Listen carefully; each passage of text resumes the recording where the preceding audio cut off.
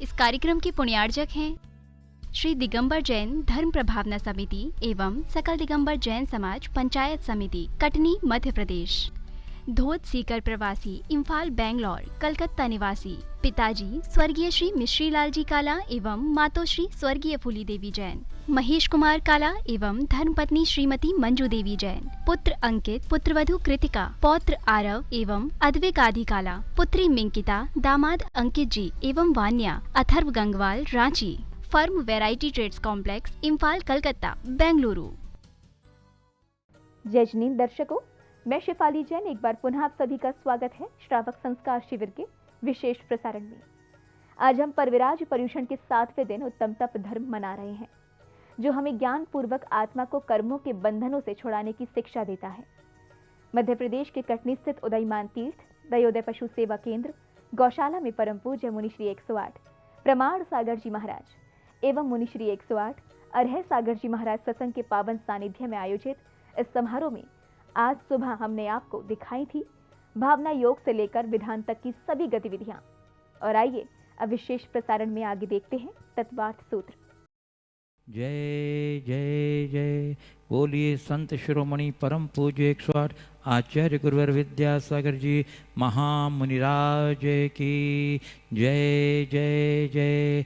बोलिए संत, बोलिए गुणायतन प्रणेता, शंका समाधान प्रवर्तक, भावना योग प्रवर्तक, प्रखर वक्ता परम पूज्य 108 मुनिवर्षी प्रमाण सागर जी मुनिराज की जय जय जय। प्रिय दर्शकों, जिनवाणी चैनल एवं प्रमाणिक ऐप के माध्यम से प्रसारित होने वाले आज के मध्याह्नकालीन तत्वार्थ सूत्र की व्याख्यान के कार्यक्रम से जुड़े सभी दर्शकों और श्रोताओं को जय जिनेंद्र। मैं आपका अभिनंदन करता हूं।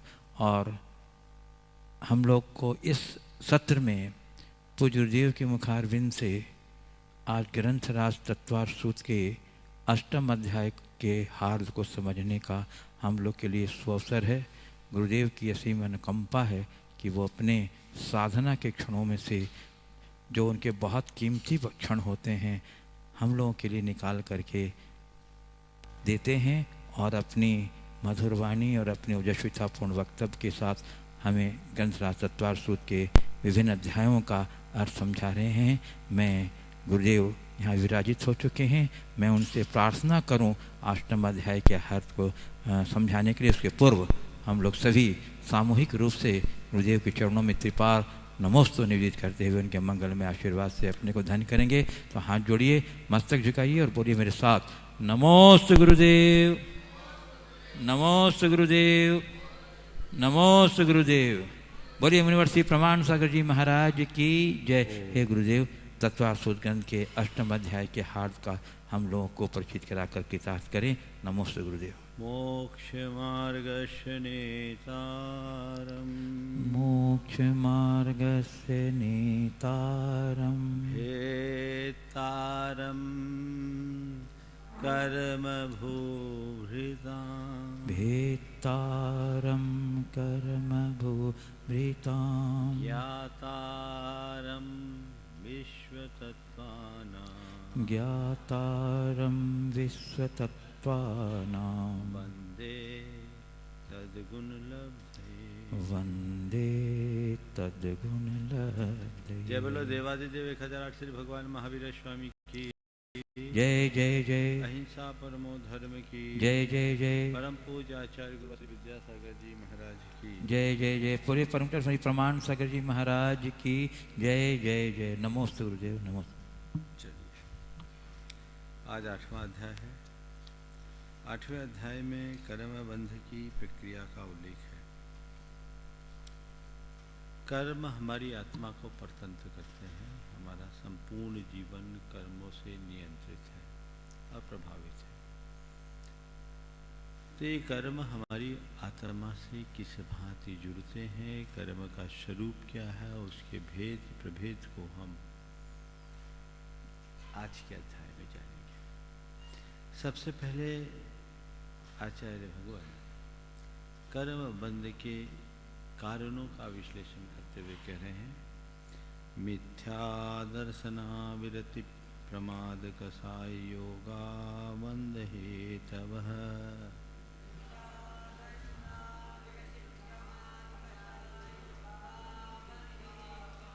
मिथ्या दर्शन, अवृत्ति, प्रमाद, कषाय और योग ये बंध के कारण हैं। ये 5 ऐसे कारण हैं जो हमारे कर्म के बंध में विशेष हेतु है। इस सूत्र को थोड़ा अच्छे से समझने की आवश्यकता और अपेक्षा है। सबसे पहला कारण है मिथ्या दर्शन। मिथ्या दर्शन यानी झूठी श्रद्धा, झूठी मान्यता, झूठा विश्वास, अधर्म में धर्म बुद्धि, अतत्व में तत्व बुद्धि, अकर्तव्य में कर्तव्य बुद्धि, ये मिथ्या दर्शन की पहचान है। और ये जिनके हृदय में होते हैं, ओम, ये जिनके हृदय में होते हैं उनका कर्मबंध तीव्र होता है। दूसरा है अवृत्ति। अवृत्ति का सीधा अर्थ है असंयम, चारित्र्य ग्रहण की रुचि और प्रवृत्ति का अभाव। जितना असंयम होता है ओम, उतना कर्म बंधता है। जितना असंयम होता है उतना कर्म बंधता है। तीसरा है प्रमाद। प्रमाद का अर्थ होता है अच्छे कार्यों में अनुत्साह, अनादर या आत्मविस्मृति। ये सब प्रमाद की लक्षण है। कषाय जो हमारी आत्मा को कषे, दुख दे, उसका नाम कषाय। योग हमारे मन वचन काय की प्रवृत्ति। इन 5 को बंध का कारण निरूपित किया गया है। ये 5 बंध के कारण है। जिनके हृदय में इनमें से जितने कारण होते हैं उनके अंदर उतने अधिक बंध का सद्भाव होता है।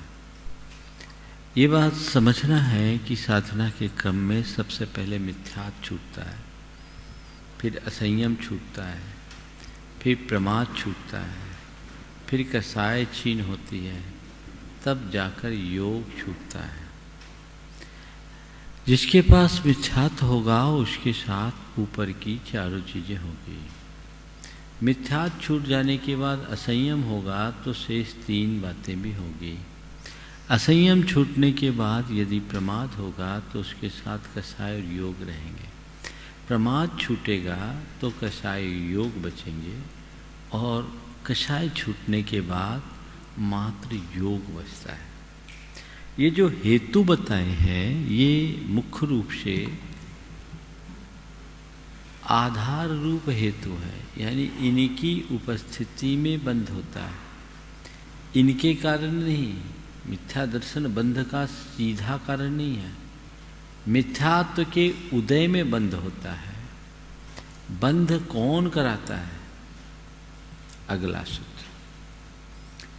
सकसायत्वा जीवः, बोलो, कर्मणो योग्यान पुद्गलानादत्ते सबंध।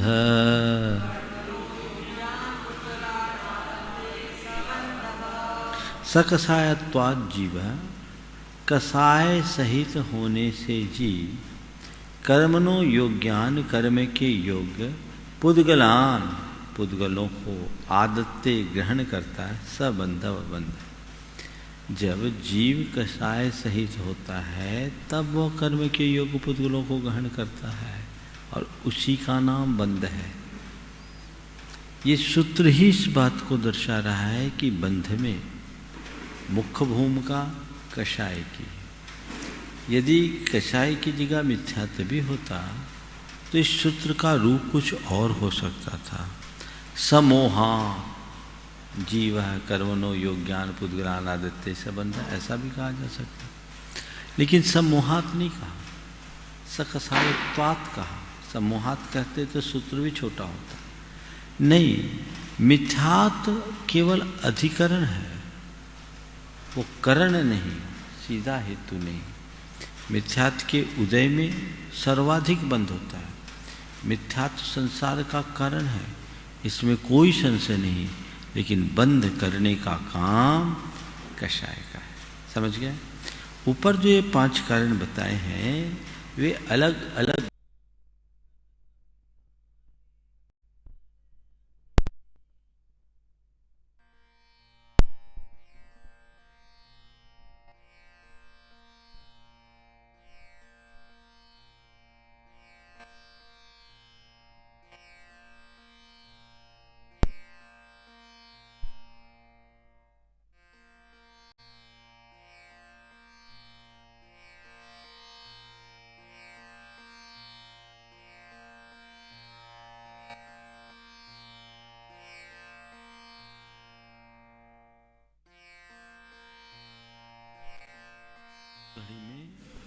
बंधने वाले कर्म परमाणुओं के बंधन का स्वभाव निर्धारित होता है।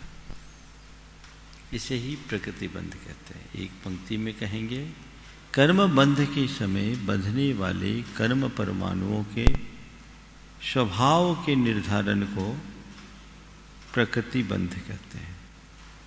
बंधने वाले कर्म परमाणुओं के स्वभाव का निर्धारण क्या हुआ? प्रकृति बंध। दूसरा है स्थिति बंध। बंधे हुए कर्म परमाणु की आत्मा से टिके रहने की काल मर्यादा स्थिति बंध है। वो कब तक टिके रहेंगे, इस काल मर्यादा को क्या कहेंगे? स्थिति बंध। अनुभव, कर्मों के फलदान शक्ति के निर्धारण का नाम अनुभव या अनुभाग बंध है। कर्म आत्मा को किस स्तर तक प्रभावित करेंगे, कितना प्रभावित करेंगे, यह सब कुछ अनुभाग बंध पर निर्भर करता है। और प्रदेश बंधे हुए कर्म परमाणुओं की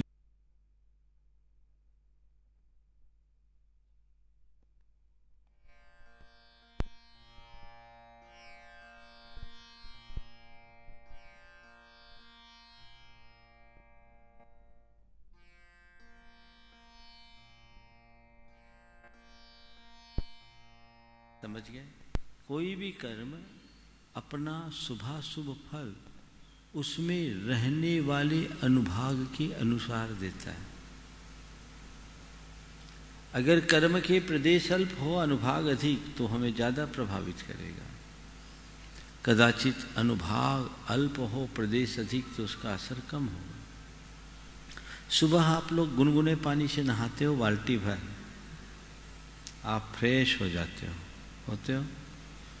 लेकिन एक बाल्टी पानी की जगह एक कटोरा खौलता पानी किसी के शरीर में डाल दिया जाए तो क्या होगा? शरीर जल जाएगा, फोले पड़ जाएंगे। अंतर क्या हुआ? बाल्टी के पानी में प्रदेश अधिक है, अनुभाग अल्प। कटोरे के पानी में प्रदेश भले अल्प है, अनुभाग अधिक। तो ये प्रकृति, प्रदेश, स्थिति, अनुभाग, ये चार बंध हैं। इन चारों बंधों के रूप में हम सबसे पहले प्रकृति बंध की बात करते हैं। कर्म की प्रकृति कितनी है? आद्यो ज्ञान दर्शनावरण वेदिनी मोहिनी आयुर्नाम गोत्रांतराया।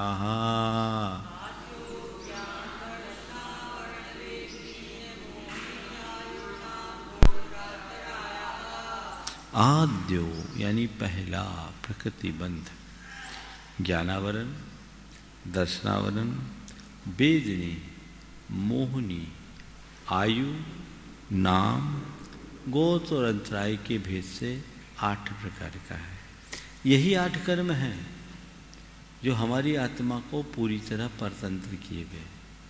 संसार का हर प्राणी इन्हीं 8 कर्मों से जकड़ा हुआ है। ज्ञानावरण कर्म हमारी ज्ञान की शक्ति को रोकता है। दर्शनावरण कर्म हमारे दर्शन की शक्ति को रोकता है। वेदिनी कर्म हमें सुख दुख का अनुभव कराता है। आयु मोहिनी कर्म हमारे आचार और विचार की शक्ति को विकृत करता है। आयु कर्म हमें एक भाव में रोके रखता है। नाम कर्म हमें चित्र विचित्र रूप प्रदान करता है। गोत्र कर्म हमें कुलीन अकुलीन घरों में उत्पन्न करता है। और अंतराय कर्म हमारे दान आदि की शक्तियों में बाधा डालता है। तो ये मूल 8 कर्म है। इन्हीं कर्मों के उपभेद कितने हैं जिन्हें उत्तर प्रकृति के नाम से जाना जाता है, वो अगले सूत्र में। पंचनवद्वयष्टाविंशति चतुर्दिचत्वारिंशद्दि पंचभेदा यथाक्रमम्।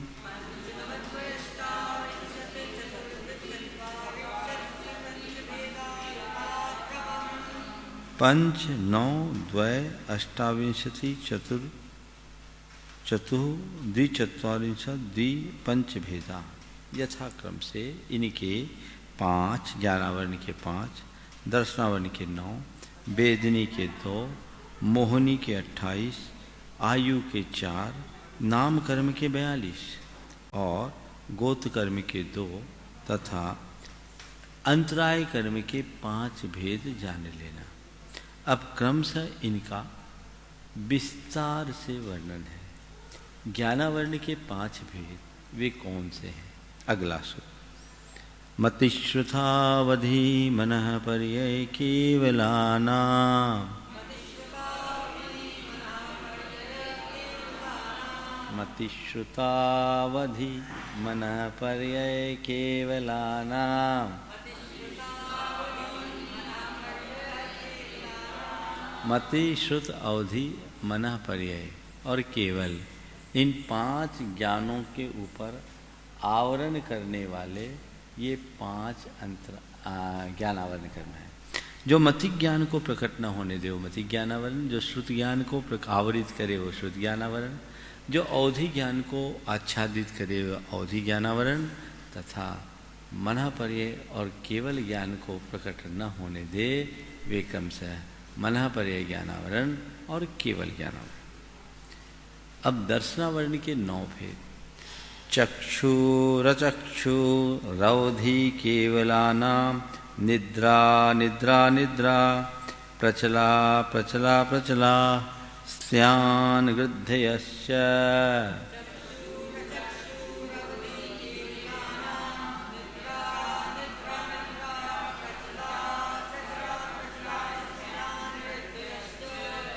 चक्षु रचक्षु, इसको चक्षुर चक्षु नहीं बोलना, चक्षु रचक्षु रवधि ऐसे बोलना। तो इसमें निकलेगा चक्षु अचक्षु अवधि केवलाना। चक्षु दर्शन को आवृत करने वाला कर्म चक्षु दर्शनावरण, अचक्षु दर्शन को आवृत करने वाला अचक्षु दर्शनावरण, यानी नेत्रेंद्रियों के द्वारा होने वाले सामान्य प्रतिभास को रोकने वाला कर्म चक्षु दर्शनावरण। नेत्रेंद्रिय को छोड़कर अनिंद्रिय और मन से उत्पन्न होने वाले सामान्य प्रतिभास को रोकने वाला कर्म चक्षु दर्शनावरण। अवधि ज्ञान के पूर्व होने वाले सामान्य प्रतिभास को रोकने वाला कर्म अवधि दर्शनावरण और केवल ज्ञान के साथ होने वाले सामान्य प्रतिभास को रोकने वाला कर्म केवल दर्शनावरण है। इसके साथ ये 5 निद्राएं हैं। निद्रा निद्रा निद्रा, प्रचला प्रचला प्रचला और स्त्यानुवृत्ति।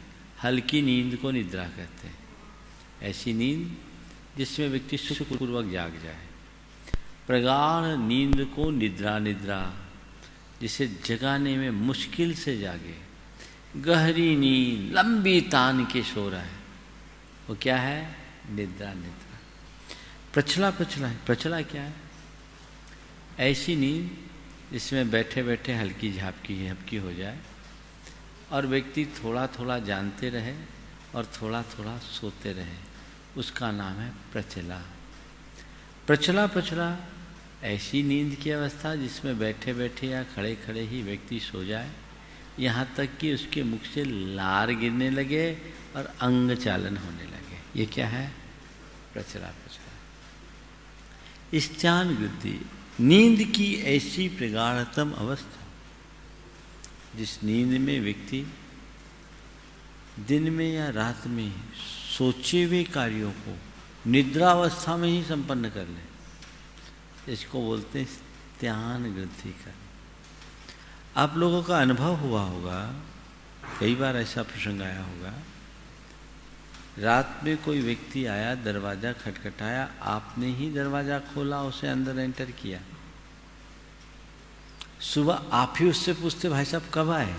अरे आपने ही तो दरवाजा खोला था। स्त्यानुवृत्ति है। इसके अनेक रूप होते हैं, एक प्रकार की विकृति है, समझ गए। तो ये 5 निद्राएं हैं जो दर्शनावरण कर्म के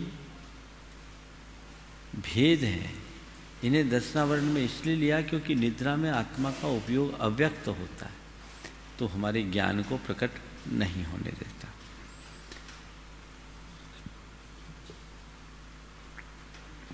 अब वेदनी कर्म, सद सद वेद्ये,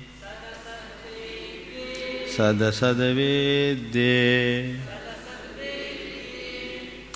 सद और असत, साता वेदनी और असाता वेदनी के भेद से वेदनी कर्म के 2 भेद हैं।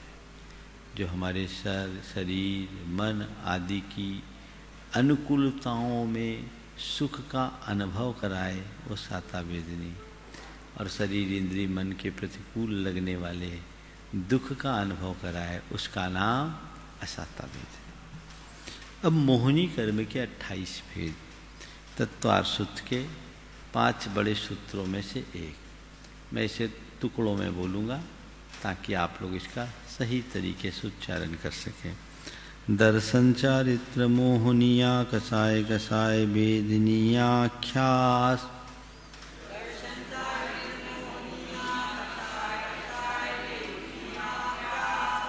त्रिद्वीनौ षोडश भेदाः सम्यक्त मिथ्यात तदुभयान्य कसाय कसायो हास्यरत्तरतिशो भयजुगुप्सा स्त्री पुन्नपुंसक वेदा अनंतानुबंध्य प्रत्याख्यान प्रत्याख्यान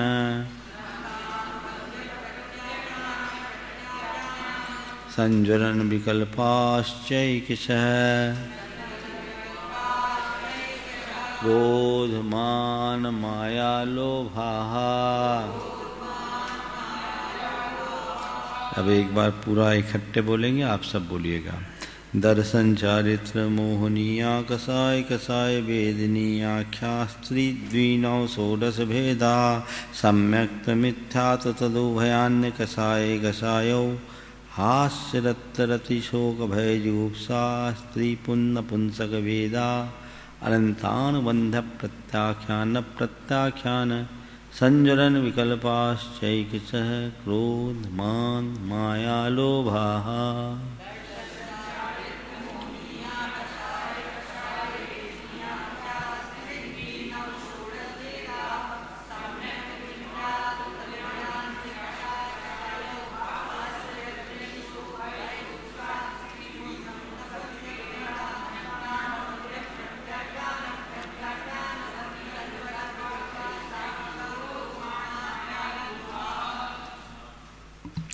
पूरे मोहिनी के परिवार का परिचय आचार्य भगवान ने एक सूत्र में कर दिया। मोहिनी कर्म जो हमें मोहित करे, मुग्ध करे, हमारे आचार और विचार की शक्ति को विकृत करे। तो उस संदर्भ में सबसे पहला दर्शन चारित्र मोहिनी। मोहिनी के मूल 2 भेद, दर्शन मोहिनी और दूसरा चारित्र मोहिनी। दर्शन मोहिनी वह है जो हमारे श्रद्धा को, विचार को विकृत करे, और चारित्र मोहिनी जो हमारे आचार या चरित्र को विकृत करे। तो मूल कर्म दर्शन चारित्र मोहिनी हो गया। फिर उसमें चारित्र मोहिनी में अकसाय कसाय वेदनीयाख्या, अकसाय वेदनी और कसाय वेदनी नामक। तो पहले दर्शन मोहिनी चारित्र मोहिनी, फिर चारित्र मोहिनी की अकसाय वेदनी और कसाय वेदनी। समझ गए? आगे बताएंगे। क्रोधमान माया लोभ को कसाय बोलेंगे, और उसके अलावा जो ईशत कसाय जो कसायों के साथ रहते हैं उन्हें अकसाय या नो कसाय कहते आगे आ रहे हैं। ये क्रमशः त्रि द्वि नौ षोडश भेदा, ये दर्शन मोहिनी के 3 भेद, चारित्र मोहिनी के 2 भेद कौन कौन से? अकसाय वेदनी और कसाय वेदनी। फिर अकसाय वेदनी के 9 भेद आगे बताएंगे। हास, रति, अरति, शोक, भय, जुगुप्सा, स्त्री, पुरुष और नपुंसक भेद। और कसाय मोहिनी के 16 भेद, अनंतानुबंधी, अप्रत्याख्यान, प्रत्याख्यान, संजलन, चारों के क्रोध, मान, माया, लोभ। ये भेद है। सूत्र को अच्छे से समझिए। दर्शन, चारित्र, मोहिनी आख्या। मूल भेद दर्शन मोहिनी, चारित्र मोहिनी। उनमें से चारित्र दर्शन मोहिनी के यानी 3 भेद, मिथ्यात्, सम्यक मिथ्यात् और सम्यक प्रकृति, आगे बताएंगे इनको। चारित्र मोहिनी के 2 भेद, अकसाय वेदनी, कसाय वेदनी।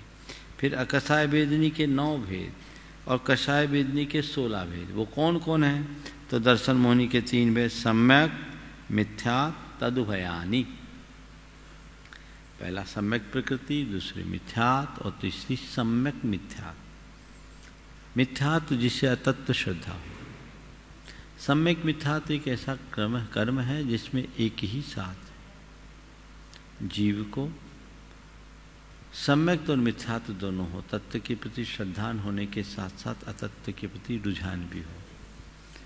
सम्यक और मिथ्यात्व की मिली जुली अवस्था हो जो अल्पकाल के लिए होती है, इसको बोलते हैं सम्यक मिथ्यात्व या मिश्र। और सम्यक प्रकृति एक ऐसी प्रकृति है जिसके रहने से सम्यक दर्शन नष्ट तो न हो, लेकिन सम्यक दर्शन में हल्की मलिनता आती रहे।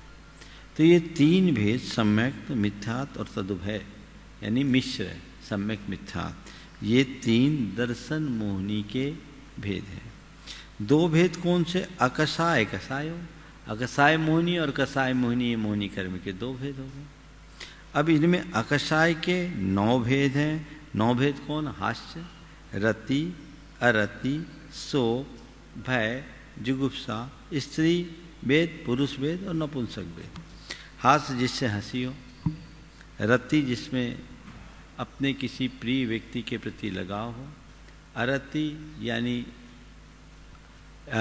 किसी के वियोग आदि होने पर, अरति यानी अप्रिय व्यक्ति के संयोग से अलगाव का भाव, शोक प्रिय व्यक्ति के वियोगजन पीड़ा, भय डर, जुगुप्सा यानी किसी व्यक्ति या वस्तु के प्रति ग्लानि या घृणा का भाव। ये मोहिनी कर्म का भेद है।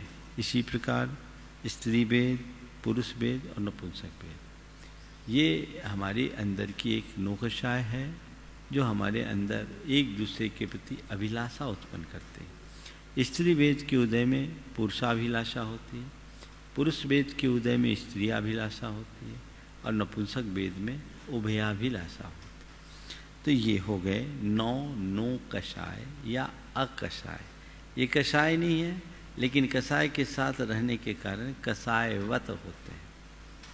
इसके बाद कषाय के 16 भेद, षोडश भेद, वो कौन है? अनंतानुबंधी, अप्रत्याख्यान, प्रत्याख्यान, संजलन। इनके एक सा विकल्प, इन चारों के एक एक के विकल्प, चारों में एक एक के विकल्प यानी भेद, क्रोध, मान, माया, लोभ। सबसे पहले अनंतानुबंधी, क्रोध, मान, माया, लोभ। अनंतानुबंधी कषाय वह कषाय है जिसका अनुबंध अनंत जन्मों तक रहे। ये एक ऐसी कषाय है जो हमारे सम्यक को भी घातती है और संयम को भी घातती है। ये कषाय की प्रगाढ़तम अवस्था है। इसके 4 भेद हो गए, क्रोध, मान, माया, लोभ। इनके लिए एक उदाहरण दिया है। क्रोध, मान, माया, लोभ चारों को उदाहरण दिए। मैं केवल क्रोध के उदाहरण से इन कषायों की तरतमता को बताऊंगा। जैसे पत्थर की लकीर खिंच गई तो मिटना बड़ा मुश्किल, ऐसी अनंतानुबंधी कषाय बड़ी गाढ़ी होती। ठीक है। इसके बाद है प्रत्याख्यान कषाय, अप्रत्याख्यान कषाय, जिस कषाय के उदय से सम्यक दर्शन तो हो जाए लेकिन देश व्रत भी अंगीकार न हो, वो कहलाती अप्रत्याख्यान कषाय। इस कषाय को हम धरती के लकीर की तरह देखेंगे। धरती में लकीर खींचती है, एकदम स्पष्ट दिखती है, लेकिन थोड़ी वर्षा हो जाए तो सब मिट जाती है। ऐसे इनमें ये कषाय थोड़े समय बाद 6 महीने तक नियंत्रित हो जाती है। तीसरा है प्रत्याख्यान। जिस कषाय के उदय से सकल संयम अंगीकार न किया जाए, इस कषाय को हम धूल की लकीर की तरह देखेंगे। धूल में लकीर उकेरते हैं, लकीर उभर जाती है। ओम। धूल में लकीर उकेरते हैं, लकीर पूरी तरह उभर जाती है, लेकिन थोड़ी हवा चले तो क्या हो जाता है? वो सब ठीक हो जाता है। तो इसी तरह ये प्रत्याख्यान नाम की कषाय है, इसका अधिकतम प्रभाव 15 दिन तक रहता है, अनंतानुबंधिक अनंत काल तक रह सकता है। अप्रत्याख्यान का 6 महीना, प्रत्याख्यान का 15 दिन, और आखिरी है संजुलन। इसके भी क्रोधमान माया लोभ रूप 4 भेद हैं। यह है पानी की लकीर की भांति। पानी में इधर लकीर खींची, इधर मिट्टी। ये कषाय उभरती है, चाहे क्रोध के रूप में, चाहे मान के रूप में, चाहे माया के रूप में या लोभ के रूप में। ये एक ऐसी कषाय है जो सकल संयम को तो हो जाने देती, लेकिन आत्मा में स्थिरता रूप यथाख्यात चारित्र नहीं होने देती, आत्मा के बीतराग स्वरूप में टिकने नहीं देती। ये चौथी जाति की कषाय है, जो सबसे हल्के दर्जे की कषाय है। इस तरह ये मोहिनी कर्म का संपूर्ण परिवार 28 प्रकार का हुआ। अब आयु कर्म, आयु कर्म किसे बोलते हैं? जो हमें, जिसके आधार पर हम जीते हैं, जो हमें एक भाव विशेष में रोके रहे, उसका नाम आयु है। हम कब तक जिएंगे? जब तक हमारी आयु है। इसके 4 भेद हैं। नारक्तर यज्ञोन मानुष दैवानी, नरकायु, तिर्यंचायु, मनुष्यायु और देवायु के भेद से आयु कर्म के 4 भेद हैं। जो नरक भाव में रोके उसका नाम नरकायु, तिर्यंच भाव में रोके उसका नाम तिर्यंचायु, मनुष्य भाव में रोके उसका नाम मनुष्यायु, और देव भाव में रोके उसका नाम देवायु। अब नाम कर्म, ये भी तत्वार सूत्र के बड़े सूत्रों में एक सूत्र है। नाम कर्म के यहाँ 42 भेद बताए। ऐसे उपभेदों को मिलाएंगे तो 93 होंगे। समझ गए? ये इकट्ठे कर दिया तो 42 को बोलते पिंड प्रकृति। इनके उपभेद, जैसे अभी हम गति बोलेंगे, गति 1 लिया, गति के 4 भेद है। आगे जाति आएगी, 1 लिया, उसके 5 भेद है। तो उन सबको मिलाएंगे तो टोटल कितने होंगे? 93। पर यहाँ कितना लिया? 42। हम 42 के नाम समझे। टुकड़ों में बोलूँगा, फिर एक साथ बोलूँगा। गति जाति शरीरांगोपांग निर्माण बंधन संघात संस्थान,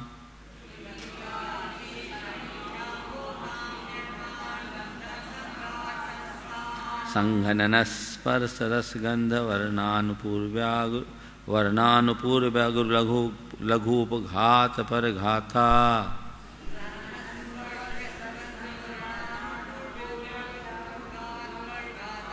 आप लोगों में पूर्व्या है कि पूर्व है? हाँ, इस पुस्तक में तो पूर्व्या है, लेकिन पूर्व होना चाहिए।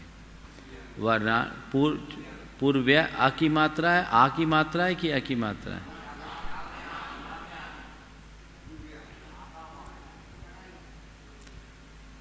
गति जाति शरीरांगोपांग निर्माण बंधन संघात संस्थान संघनन स्पर्श रस गंध वर्णानुपूर्व्या गुरुलाग वर्णानुपूर्व्या। अच्छा, अभी पूर्व्या ही पढ़िए, फिर देख लेंगे। दोनों पाठ है इसमें, पूर्व्या भी है, पूर्व भी है। ठीक है।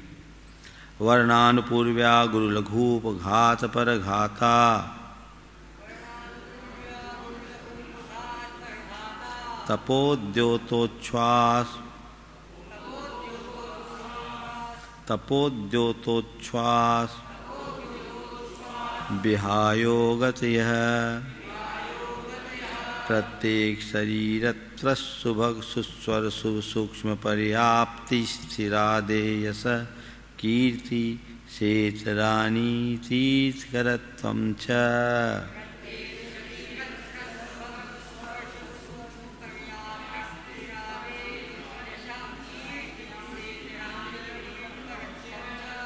गति जाति शरीरांगोपांग निर्माण बंधन संघात संघनन संस्थान संघनन स्पर्श रस गंध वर्णानुपूर्व्या गुरु लघुपघात पर घाता, तपोद्योतोच्छ्वास विहायो गतियः, प्रत्येक शरीरत्र सुभग सुस्वर शुभ सूक्ष्म पर्याप्ति स्थिरादेयस कीर्ति क्षेत्राणि तीर्थकरत्वं च।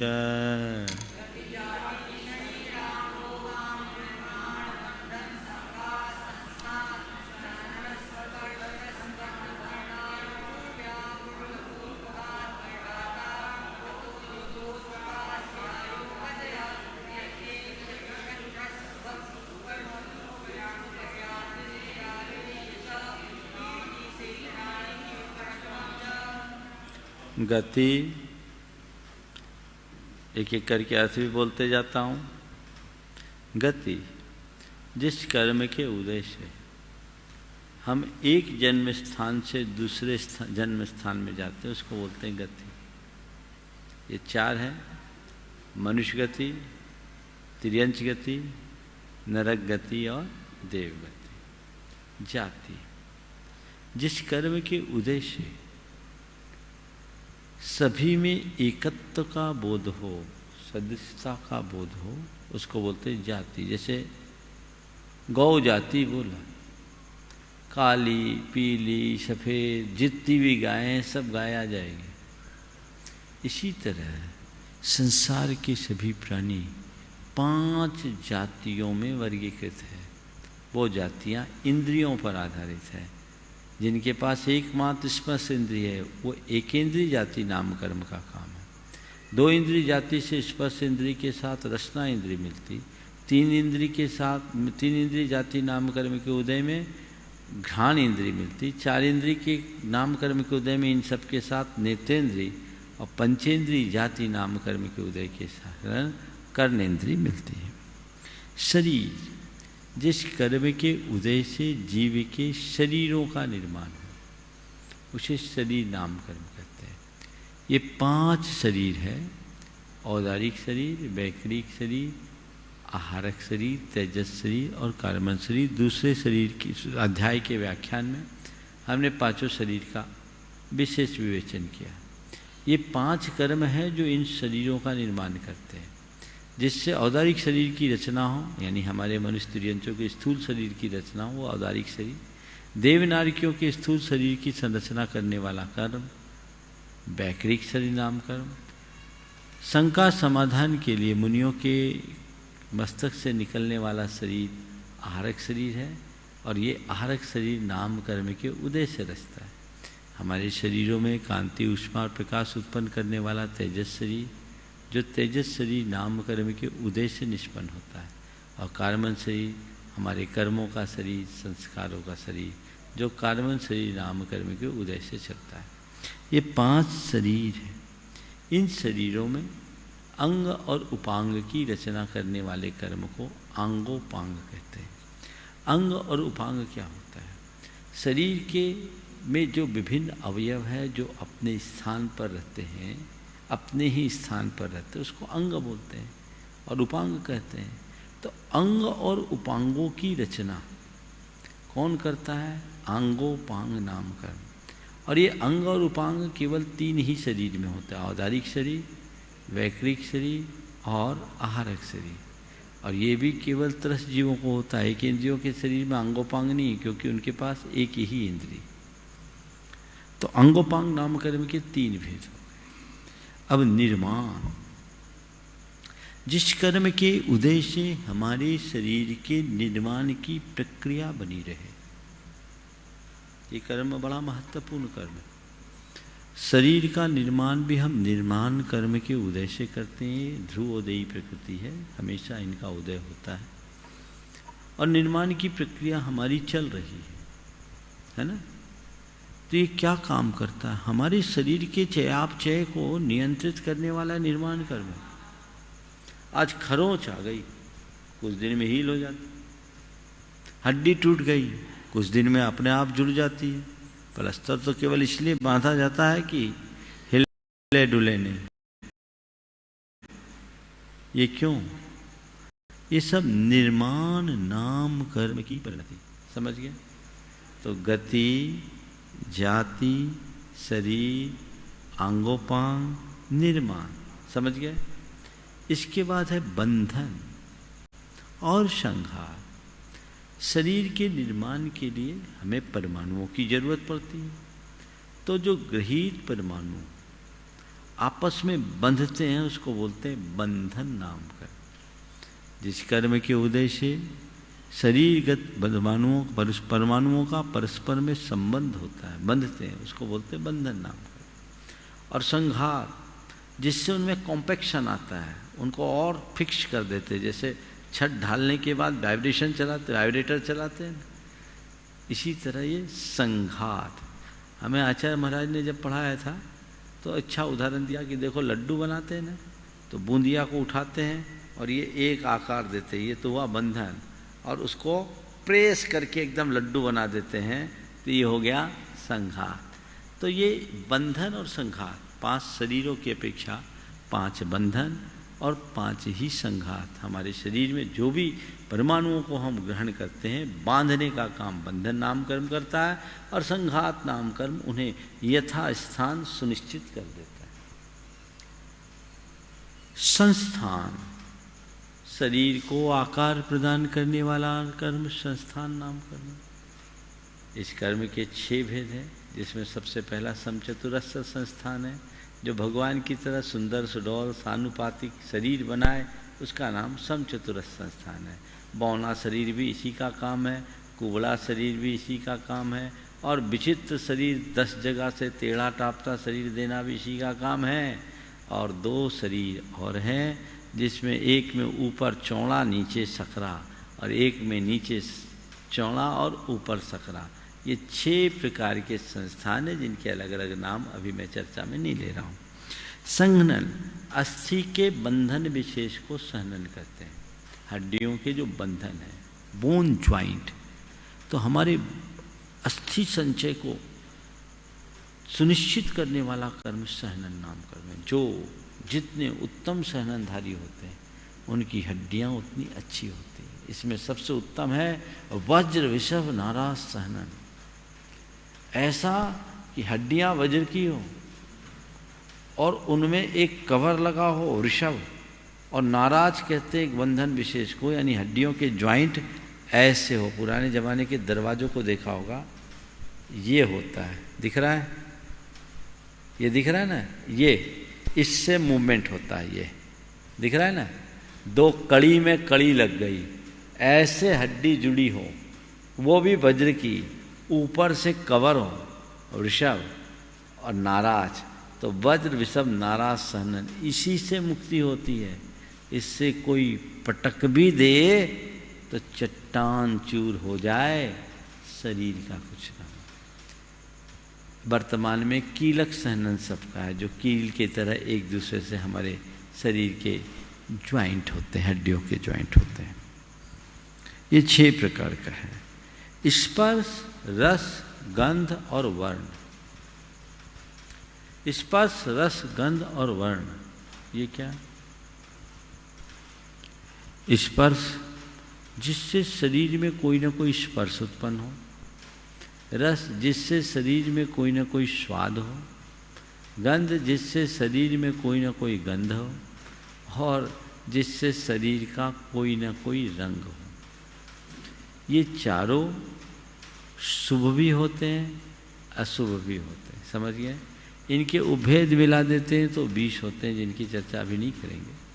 लेकिन प्रशस्त स्पर्श, रस, गंध और वर्ण होने से व्यक्ति के शरीर में एक अलग प्रकार का आकर्षण होता है, और अप्रशस्त होने से वो थोड़ा अलग दिखने लगता है।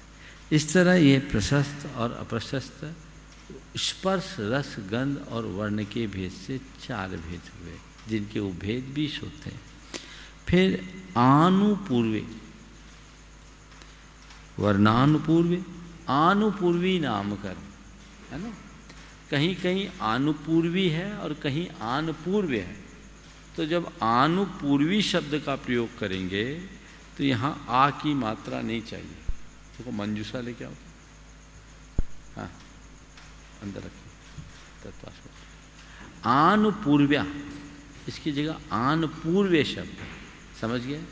आनुपूर्वी में अ लगा देंगे तो आनुपूर्वे बनेगा। तो 4 आनुपूर्वी कर्म है। ये आनुपूर्वी कर्म क्या करता है? ये विग्रह गति में हमारे पूर्ण शरीर के आकार को निश्चित करता है, या यूँ कहें जिसके सहारे हम विग्रह गति में गमन करते हैं, उसका नाम आनुपूर्वी कर्म है। ये 4 प्रकार का है। देवगत्यानुपूर्वी, मनुष्यगत्यानुपूर्वी, तिर्यंतिगत्यानुपूर्वी और नरगत्यानुपूर्वी। ये 4 नाम कर्म जो केवल क्षेत्र विपाकी है, इनका उदय केवल विग्रह गति में ही होता है, अन्य समयों में नहीं। पहला भाग है, दूसरा भाग? हाँ,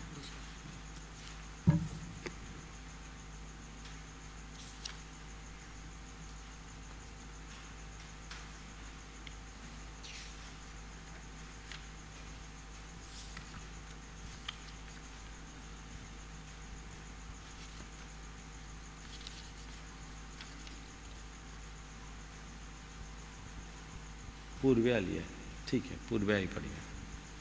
मूल शब्द आनुपूर्वी और आनपूर्व्य दोनों मिलते हैं आगम में। जब हम यहाँ आनपूर्व्य बोलेंगे, क्या बोलेंगे? आनपूर्व्य, और अग्र लघु मिला लेंगे तो आनपूर्व्या बनेगा। तो गति, जाति, शरीर, आंगोपांग, बंधन, संघात, संस्थान, संघनन, स्पर्श, रस, गंध और वर्ण आनुपूर्वी हो गया। इसके बाद है अग्र लघु। अग्र लघु इस कर्म की व्याख्या हम लोगों को जो बताई जाती है, उसका अर्थ लोग ये कहते हैं जिससे शरीर न इतना हल्का हो न इतना भारी हो। ये अर्थ पूरी तरह सुसंगत नहीं बैठता। अग्र लघु नाम कर्म का ये ध्रुवोदयी प्रकृति है। इसका उदय सभी को होता है, हर समय रहता है। तो इसका काम क्या है? जिसके कारण हमारे शरीर के आँख, कान, नाक, जीभ आदि न छोटे बने न बड़े। ये अग्र लघु नाम कर्म समझना चाहिए। कन्हैयालाल लोढ़ा जैन जगत के एक बड़े विद्वान हुए और उन्होंने कर्म साहित्य पर काफ़ी अच्छा काम किया। उन्होंने इसमें एक बात और लिखी कि अग्र लघु नाम कर्म का काम हमारी अंतःस्रावी ग्रंथियों को नियंत्रित करना। जैसे हमारी थायराइड ग्लैंड है, पिट्यूटरी ग्लैंड है, एड्रिनल ग्रंथि है, ये हमारे शरीर के निर्माण में बहुत महत्वपूर्ण स्थान रखते हैं। जैसे अगर थायराइड का स्राव बढ़ जाए तो क्या होता है? शरीर मोटा हो जाता है, मोटा होता है ना थायराइड की मात्रा होने से। और थायराइड की मात्रा अगर कम हो जाए तो शरीर क्षीण होने लगता है, दुबला हो जाता है, अन्य भी विकृतियां होती हैं।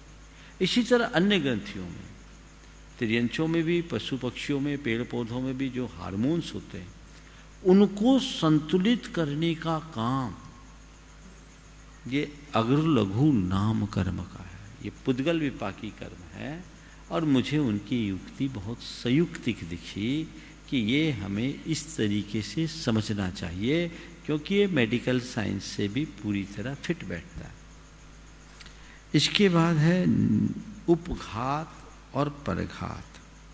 उपघात और परघात, सामान्य रूप से उपघात कहते हैं अपने लिए ही घात करने वाले अंग उपांग की रचनाओं, जैसे बड़ा पेट, चोर दंत, प्रतिजिह्वा आदि। लेकिन ये बात भी हमें ठीक नहीं लगती, खटकती थी। उपघात और परघात ये दोनों कर्म ध्रुवोदयी है। उपघात को पाप माना और परघात को पुण्य। परघात का अर्थ लेना चाहिए जिससे हमारी इम्यूनिटी स्ट्रांग हो। जो शरीर के लिए घातक बैक्टीरियाज और विषाणुओं को नियंत्रित करे, उस पर हमला बोले, उससे जूझे और शरीर की रक्षा करे। ये पर्याप्ति ग्रहण करने के बाद परघात का जीवन पर्यंत उदय होता है। इसी तरह उपघात, हमारे शरीर में जितने भी दूषित पदार्थ हैं वो भी तो हर पल निर्मित होते रहता है। उसे बनाने वाला कर्म उपघात नाम कर्म है, जो हमारे लिए दिक्कत उत्पन्न करता है। समझ गए? तो ये परघात और उपघात नाम कर्म की हमें विवेचना इस अर्थ में देखना चाहिए। फिर कभी विस्तार से समय मिलेगा तो बात करूंगा। आतप और उद्योत, जिन्हें इनके बारे में विस्तार से सुनना है, जब तत्वार सूत्र की क्लास तो आगे चलनी है, 5 तारीख से अभी 3 अध्याय हुए हैं पूरे, तो उसमें इस पर विस्तार से चर्चा करेंगे। आतप और उद्योत। आतप नाम कर्म, कोई दिक्कत नहीं। आतप नाम कर्म किसको बोलते हैं? जिस कर्म के उदय से शरीर में उष्ण प्रकाश उत्पन्न हो उसको बोलते हैं आतप नाम कर्म। जैसे सूर्य का प्रकाश सूर्यकांत मणि में भी होता है, यह केवल एक इंद्रियों के उदय में होता है। इसी तरह उद्योत, जिस कर्म के उदय से शरीर में ठंडा प्रकाश उत्पन्न हो, जैसे चंद्रकांत मणि, और ये केवल त्रियंचों में होता है, एक इंद्रिय से पंचेंद्रिय तक। जुगनू आदि में जो चमक देखने को मिलती है, ये इसी उद्योत नाम कर्म का उदय है। सर्पादिक में भी जो चमक अतिरिक्त होती है, ये इसी उद्योत नाम कर्म का उदय है। उच्छ्वास, श्वास प्रश्वास लेने की शक्ति जिससे प्रकट होती है, उसको उच्छ्वास नाम करते हैं। समझिए? क्योंकि ये जीव विपाक की प्रकृति है। अगर ये शक्ति नहीं है तो हम श्वास ले भी नहीं सकते और छोड़ भी नहीं सकते। जीवन काल रहते ही हम श्वास लेते और छोड़ते हैं, बाद में सब छूट जाता है। विहायो गति है, ये शुभ और अशुभ के भेद से, प्रशस्त और अप्रशस्त के भेद से 2 प्रकार की होती है। विहायो गति यानी चाल, जिस कर्म के उदय से हमारी चाल निश्चित हो। प्रशस्त विहायो गति अच्छी चाल देता है, नहीं उसके उदय से आप ढंग से चल सकते हैं। अप्रशस्त विहायो गति से व्यक्ति ढंग से चल भी नहीं सकता। समझ गया? अब महाराज पहले तो चाल अच्छी थी, अब घुटने दुखने लगे, घुटने खराब हो गए, फिर लंगड़ाने लगे, तो क्या कर्म बदल गया? नहीं, ये कर्म तो जीवन के प्रारंभ से अंत तक एक बना रहता है। ये कर्म नहीं, नो कर्म का खेल है। प्रत्येक शरीर, अब इन सब के उल्टे उल्टे लेते जाना, शेतरानी में साथ साथ ले रहा हूँ। प्रत्येक शरीर जिस कर्म के उदय से एक शरीर का स्वामी एक जीव हो। साधारण शरीर इसका उल्टा है, एक शरीर के स्वामी अनंत जीव हो, उनको साधारण शरीर, साधारण केवल एक इंद्रियों में होते हैं। त्रस, जिस कर्म के उदय से त्रस पर्याय हो, हम सब त्रस हैं। इसके उलट स्थावर, जिस कर्म के उदय से स्थावरों में उत्पत्ति हो, स्थावर नाम कर्म। शुभग और दुर्भाग। शुभग सामान्य रूप से कहते हैं जो सौभाग्य को उत्पन्न करे उसका नाम शुभग, और इसका उल्टा दुर्भाग्य को उत्पन्न करने वाला कर्म दुर्भग नाम कर्म। सुस्वर और उसका उल्टा दुस्वर। सुस्वर, जिस कर्म के उदय से मधुर कंठ की प्राप्ति हो वो सुस्वर, और जिस कर्म के उदय से कर्कश और कठोर शब्द उत्पन्न करने वाला कंठ हो उसका नाम दुस्वर। देखो हमारी वाणी भी कर्म पर जो है। शुभ, शुभ अशुभ, सुंदर शारीरिक अवयव उत्पन्न करने वाला कर्म शुभ नाम कर्म, और असुंदर शारीरिक अवयव उत्पन्न करने वाला कर्म अशुभ नाम कर्म। सूक्ष्म, जिस कर्म के उदय से जीव को छेदा भेदा न जा सके वो सूक्ष्म, इसका उल्टा बादर, जिससे छेदा भेदा जा सके। अथवा जो बाधित हो और बाधा पहुंचाए वो बादर, जो न बाधित हो न बाधा पहुंचाए वो सूक्ष्म। पर्याप्ति, जिस कर्म के उदय से जीव अपने योग्य पर्याप्तियों को पूर्ण कर सके वो पर्याप्त नाम कर्म है। इसका उल्टा अपर्याप्ति नाम कर्म, इसके उदय से जीव अपने योग्य पर्याप्तियों को पूर्ण नहीं कर पाता। स्थिर अस्थिर, ये 2 कर्म भी ध्रुवोदयी है। इसमें अस्थिर को पाप और स्थिर को पुण्य कहा है। ये क्या है? हमारे शरीर की धातुओं उपधातुओं का अपने स्वरूप में बने रहना, इससे नाम कर्म। और हमारे शरीर में जो वात पित्त कफ आदि का प्रकोपित हो जाना या खून का पानी बनना, ये अस्थिर नाम कर्म का होता है। ये ब्लड सर्कुलेशन चल रहा है, ये सब चीज़ें साथ साथ चलती है, समझ गए। हमारा हार्ट हमारे रक्त का शोधन करता है, तो ये पूरी प्रक्रिया कर्म के आश्रित है। स्थिर अस्थिर नाम कर्म के गड़बड़ी से हमारा स्वास्थ्य विकृत होता है। यश कीर्ति आदे अनादे, जिस कर्म के उदय से प्रभापेत शरीर प्राप्त हो उसका नाम आदे कहलाता है, या सब कोई अपनाने को तैयार हो जाए। अनादे गुण संपन्न होने के बाद भी कोई ना पूछे।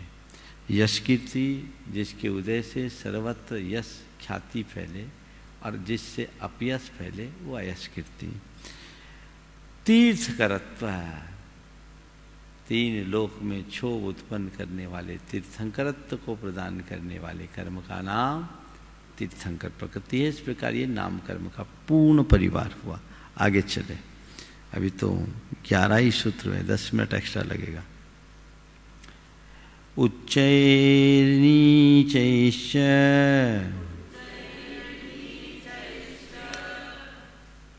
गोत्र कर्म नाम कर्म के बाद आता है। इसके दो भेद हैं, उच्च गोत्र और नीच गोत्र। गोत्र कर्म किसे कहते हैं? संतान कमे नागे जीवाय रणस् गोद मिलिशन्ना, पीढ़ियों से चले आ रहे जीव के आचरण का नाम गोत्र है। उच्चम नीचम चरणम नीचम ऊंचम हवे गोदो, जिस कुल में पीढ़ियों से शुद्ध आचरण की परिपाटी उसे उच्च गोत्र, और जहाँ निंद आचरण की परिपाटी है नीच गोत्र।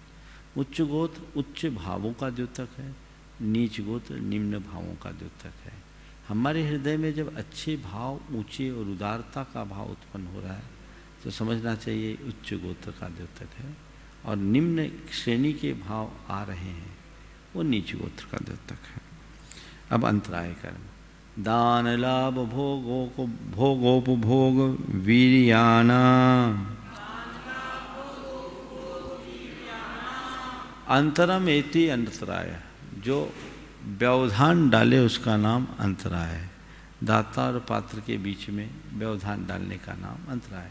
दान देना, लाभ लेना, भोग उपभोग करना और अंदर से शक्ति प्राप्त करना, ये हमारी स्वाभाविक उपलब्धियाँ हैं, लेकिन इसको ढांकने वाले ये 5 कर्म है। दानांतराय, लाभांतराय, भोगांतराय, उपभोगांतराय और वीर्यांतराय। इस प्रकार ये प्रकृति बंध की चर्चा हो गई। अब है स्थिति, किस कर्म की कितनी स्थिति, कौन सा कर्म कितने देर तक टिका रहता है। आदितस्तिष्णामंतरायस्य च त्रिंशत्सागरोपम कोटि कोट्यः परास्थितिः।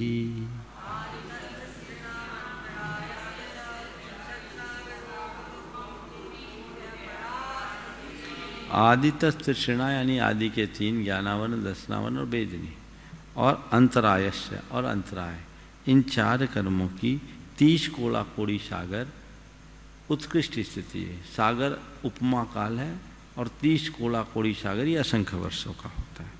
सप्ततिर्मोहनीयस्य, मोहनी कर्म की उत्कृष्ट स्थिति 70 कोड़ा कोड़ी सागर, ये दर्शन मोहनी की है। चारित्र मोहनी की 40 कोड़ा कोड़ी। विंशतिर्नाम गोत्रयोः, नाम और गोत्र कर्म की उत्कृष्ट स्थिति 20 कोड़ा कोड़ी सागर है। त्रयस्त्रिंशत् सागरोपमान्यायुष, आयुष आयु कर्म की उत्कृष्ट स्थिति मात्र 33 सागर, कोड़ा कोड़ी नहीं, ये नरकायु और देवायु की अपेक्षा। अब जघन आयु, अपरा 12 मुहूर्ता वेदनीयस्य, वेदनी कर्म की जघन स्थिति 12 मुहूर्त है। नाम गोत्रयोरष्टौ, नाम और गोत्र कर्म की जघन स्थिति 8 मुहूर्त की। ये सब छपक श्रेणी में 10वें गुण स्थान के अंत में बनती है। शेषाणामंतर मुहूर्ता, शेष कर्मों की यानी ज्ञानावन, दर्शनावन, मोहनी और अंतराय तथा आयु कर्म की जघन स्थिति अंतर मुहूर्त है। इसमें आयु को छोड़कर शेष ज्ञानावन, दर्शनावन, मोहनी और अंतराय 10वें गुण स्थान के अंत में जघन स्थिति बनते। आयु कर्म तो अपराप लब्धि, अपराप क्षुद्र भाव की अपेक्षा कोई भी मान सकता है। विपाकोनुभवः, कर्मों का विशेष पाक का नाम अनुभव है, समझ गए। कर्मों के फलानुभव का नाम ही अनुभाग बंध है। तो ये हमारे कषायों की तीव्रता और मंदता पर निर्भर करता है और कर्म अपना फल द्रव्यक्षेत्र काल भाव के अनुसार देता है। स यथा नाम, कर्म अपना फल देता है। कैसे देता है? जिस कर्म का जैसा नाम वैसा उसका काम। ज्ञानावरण ज्ञान को ढाकेगा, दर्शनावरण दर्शन को ढाकेगा। ऐसे ही सभी कर्म अपने अपने नामों के अनुरूप ही अपना फल देते हैं। ततश्च निर्जरः, फल दे चुकने के बाद कर्मों की निर्जरा हो जाती है, यानी कर्म अकर्म रूप परिवर्तित हो जाते हैं। लेकिन ये सभी पाक निर्जरा है। समय पर कर्म पका और टपक गया, इससे हमारा काम होने वाला नहीं है। तपस्या के बल पर जो हम कर्म को गलाते हैं वही वास्तविक है। अप्रदेश बंध है। नाम प्रत्यया सर्वतो योग विशेषात् सूक्ष्मैक क्षेत्रावगाह स्थिता सर्वात्म प्रदेशेष्वनन्तानन्त प्रदेशाः।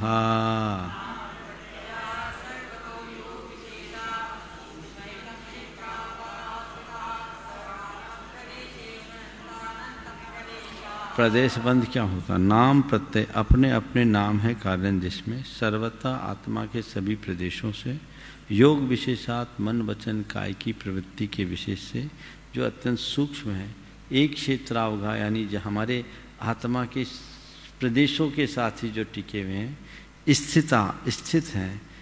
सर्वात्म प्रदेशेषु, हमारे आत्मा के प्रत्येक प्रदेशों में प्रतिपल अनंत कर्म प्रदेशों का बंध होता है। समझ गए? तो जैसे हमारे योग होते हैं, योग के कारण शरीर में आत्मा में जो वाइब्रेशन होता है, परिस्पंदन होता है, उस परिस्पंदन के निमित्त वहाँ रहने वाले कर्म के परमाणु कर्म के रूप में परिणत हो जाते हैं। इसी का नाम प्रदेश बंध है। सद्वेद शुभायुर्नाम गोत्राणि पुण्यम, सातावेदनी शुभ आयु नाम गोत्र और गोत्र कर्म, ये पुण्य कर्म है। गोत्र पुण्य कर्म के कुल कितने भेद हैं? 62 भेद। और अतो न्यथ पापा, इसके अलावा जितने भी कर्म है वो सब क्या है? पाप कर्म है। पाप कर्म के 62 और 82 हो गए ना? नहीं, अरे पुण्य कर्म के 42 और 62, 124 होंगे। इस प्रकार तत्तार सूत्र का ये 8वां अध्याय पूर्ण हुआ। समझ गए? चलिए आज यहीं रखते हैं। बोलिए परम पूज आचार्य गुरुवर श्री विद्यासागर जी महाराज की। बोलिए परम पूज्य 108 यूनिवर्सिटी प्रमाण सागर जी महाराज की जय। इस कार्यक्रम के पुण्यार्चक थे श्री दिगंबर जैन धर्म प्रभावना समिति एवं सकल दिगंबर जैन समाज पंचायत समिति कटनी मध्य प्रदेश। धोत सीकर प्रवासी इम्फाल बेंगलोर कलकत्ता निवासी पिताजी स्वर्गीय श्री मिश्री लाल जी काला एवं मातोश्री स्वर्गीय फूली देवी जैन, महेश कुमार काला एवं धर्मपत्नी श्रीमती मंजू देवी जैन, पुत्र अंकित, पुत्रवधू कृतिका, पौत्र आरव एवं अद्विकादि काला, पुत्री मिंकिता, दामाद अंकित जी एवं Vanya, Atharv Gangwal Ranchi. Firm Variety Trades Complex Imphal Calcutta Bengaluru.